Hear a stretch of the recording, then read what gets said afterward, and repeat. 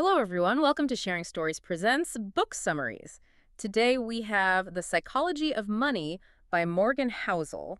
Let's dive right into it. What does this book have to offer? Well, the biggest thing it offers is a total paradigm shift because we usually think of building wealth as this, hard math problem. Right, like picking the perfect stock or running some crazy valuation model. Exactly. Like you need to be a math genius. Yeah. But the core premise here is that doing well with money has almost nothing to do with how smart you are. Yeah. And it has everything to do with how you behave. It's a behavioral blueprint. Which is so fascinating because, as a listener, you might think, oh, I'm not good at spreadsheets, so I'm doomed. But this book is directly telling you that your financial success is way more about your habits and your emotions. Yeah, your ego, your fear, all of those things completely override any mathematical formula. Right. And the book opens with this wild story that just perfectly illustrates this. There's this guy, Ronald Reed, right? Oh, yeah, the janitor. Yeah. He was a gas station attendant and then a janitor, lived a super quiet life, drove a basic car. And when he passed away at like 92, everyone found out he'd amassed an $8 million fortune. $8 million from sweeping floors. Exactly. And then contrast him with this other guy the book mentions, Richard Fuscone. He was this Harvard-educated, brilliant Merrill Lynch executive. Had all the math skills in the world. All of them. He knew every trick on Wall Street. But he borrowed incredibly heavily to expand this massive 18,000 square foot mansion, and then the 2008 crash hit and he lost everything. Bankruptcy. And that right there is the so what of this entire deep dive. Yeah. How does a janitor outperform a Harvard executive? Right. How is that even possible? Because finance isn't a hard science. It's a soft science. Yeah. You're dealing with human psychology. And highly intelligent people, literal geniuses, can make totally disastrous decisions if they don't have their behavior in check. Which means we really need to figure out where our behavior comes from. Bring your book to life with AI. Plotsformovies.com helps you create movie-like trailers for your book, allowing filmmakers to visualize your story, just the way you imagined it while writing. Enhance the storytelling experience to a whole new level with realistic characters, immersive voiceovers, and cinematic sound effects. No more boring stock images or generic clips. Captivate your audience, spark curiosity, make readers and filmmakers eager to explore more. Plotsformovies.com, where your story becomes cinema. Like, where do we even get our initial ideas about money before we start applying them? Well, personal finance is, it's deeply personal. Nobody just wakes up as a blank slate. Right. We forge our relationship with money based on our upbringing, specifically the macroeconomic conditions we just happened to live through when we were young. Yeah, I love the example the book gives about this. If you came of age in the 1970s, right, you watched inflation just destroy the value of a dollar. Stagflation was everywhere. Exactly. So that person is going to be incredibly cautious. They'll prioritize hard assets. They're terrified of losing capital. But then take someone who grew up during the massive dot-com boom in the 90s. Oh, they love risk. Right. Because the only thing they've ever seen the stock market do is just shoot straight up. And the crazy thing is, neither of those people is wrong. Wait, really? Neither is wrong. Not from their own perspective. They aren't miscalculating the math. They're just acting on the data they've actually lived through. Oh, I see. Yeah, their lenses are just totally different. And this is why people get into such massive arguments about money. You think the other person's crazy, but they've just lived a completely different reality than you. I think of it kind of like wearing a pair of tinted glasses. We're all navigating our finances through these lenses that are heavily tinted by the year we were born, our parents' stress at the dinner table, all of it. Exactly. But, okay, let's unpack this. Because the book also goes pretty deep into the invisible hands of luck and risk, right? Oh, massively. Housel says success isn't 100% skill and failure isn't 100% fault. He even points to huge business leaders and shows how just being born at the right time played a massive role. Yeah, Bill Gates is a classic example in the book. Yeah. He happened to go to one of the only high schools in the world that had a computer. Right. So if so much of this is dictated by the sheer luck of when we were born, or just factors totally beyond our control, why should you or I even bother planning? Like, doesn't that just make you want to give up? If we connect this to the bigger picture, acknowledging luck shouldn't make you apathetic. It's not about giving up. Okay, what is it about then? It's about cultivating two things: humility and compassion. Because when things go incredibly well for you, You need the humility to say, hey, a lot of this was luck. I'm not a god. And when things go poorly. You need compassion.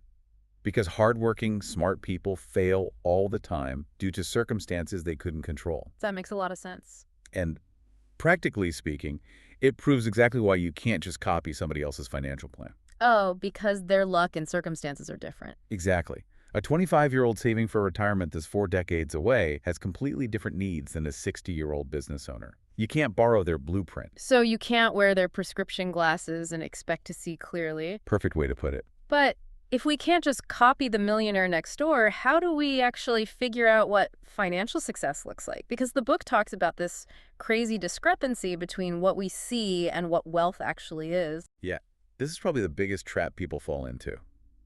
Housel says wealth is what you don't see. Which sounds like a riddle. It does, but think about it. We confuse visible spending with actual wealth. You see someone driving a brand new Ferrari wearing designer clothes, and your brain goes, oh, they're rich. Right, because they have expensive stuff. But spending money to show people how much money you have is literally the fastest way to have less money. Real wealth is the unspent money. It's the portfolio you can't see. I always think of this like an iceberg analogy. Oh, I like that. Yeah, so that flashy sports car in the driveway, that's just the tip of the iceberg, right? It's poking out of the water, it's shiny, everybody sees it. But it's melting. Exactly. The insurance, the premium gas, it's melting the ice. Yeah. But true wealth is that huge, boring, invisible block of unspent savings deep underwater. That's what actually keeps you afloat. And that ties right into why your savings rate matters so much more than your income. Wait, more than income? Yeah, because there are incredibly high earners, doctors, lawyers, who are completely stressed out because they spend every single dollar trying to maintain that visible tip of the iceberg. Keeping up with the Joneses. Right. Meanwhile, you have moderate earners who just quietly save and they become financially independent. But here's where it gets really interesting. I mean, isn't the point of making money to eventually spend it? Why just hoard all these invisible assets? Well, you aren't hoarding it just to have a high score in a bank statement. Yeah. You're saving because unspent money gives you flexibility. It gives you freedom. So you're buying resilience, basically. Yeah. You're buying the ability to quit a terrible job or survive a medical emergency without panic. And if you don't realize that, you fall into the trap of never enough. Oh, man, the never enough concept. Yeah. That part was intense. It destroys people. You see it all the time. People accumulate plenty of wealth, but they keep shifting the goalposts because they keep comparing themselves to others. And greed just ruins them. It does. They take excessive, ridiculous risks to get more, and they wipe out their entire invisible iceberg. Knowing when you have enough is the ultimate financial skill. Okay, so knowing you're enough protects that iceberg. But let's get into the mechanics of growth. How does that invisible savings actually grow into substantial wealth? That brings us to compounding, which is honestly the most powerful force in finance. But it's so hard to wrap your head around. Because our brains are wired to think linearly.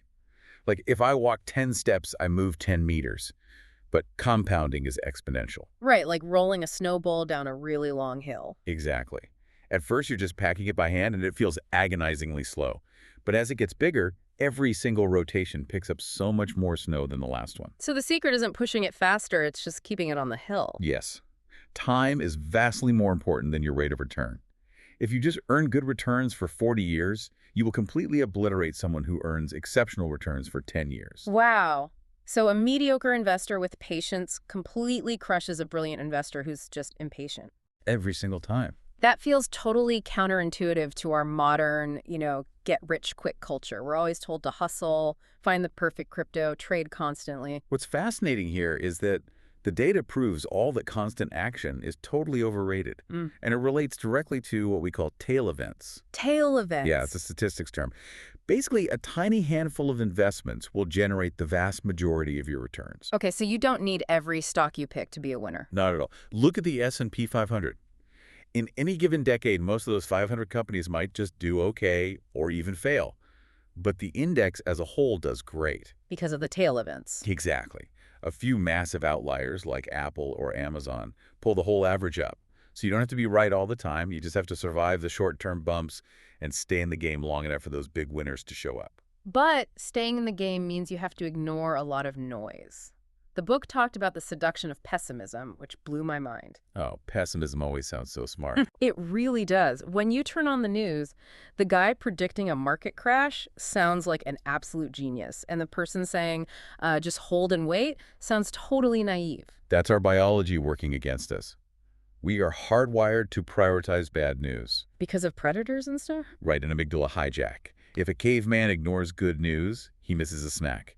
If he ignores bad news, he gets eaten. Oh, wow. So when a pundit says your life savings are in danger, you panic. It feels like survival. But actual economic progress happens really slowly and quietly. You just have to resist the panic. Which is easier said than done. How do you actually stick to the plan when the market drops 20% and your brain is screaming at you to run? Well, this is where Housel makes a huge distinction between being reasonable and being rational. Oh, I loved this part. Because traditional finance assumes we're all these, like, perfectly rational robots. But we aren't. We get scared, we lose sleep. So a perfectly rational portfolio that maximizes returns on a spreadsheet is totally useless if it makes you so anxious that you sell everything at the bottom of a crash. So what does this all mean? It means reasonable beats rational.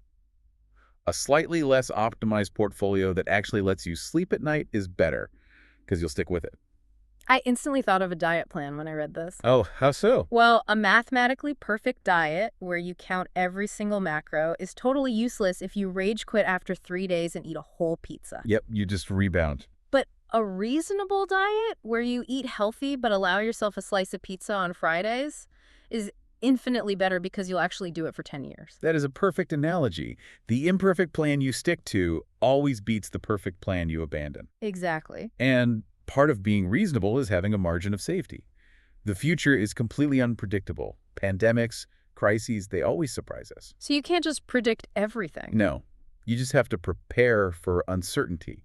You need cash reserves, you need conservative estimates, you have to build a buffer so that when a surprise hits, it doesn't wipe you out entirely. So it's about surviving mistakes rather than trying to perfectly avoid them. Yeah. Exactly. Surprises are normal. You just need to survive them. Okay, so if we do all this, if we figure out our biases, stop comparing our invisible iceberg to our neighbor's flashy car, ignore the pessimistic news, and build a reasonable plan, what is the actual prize at the end?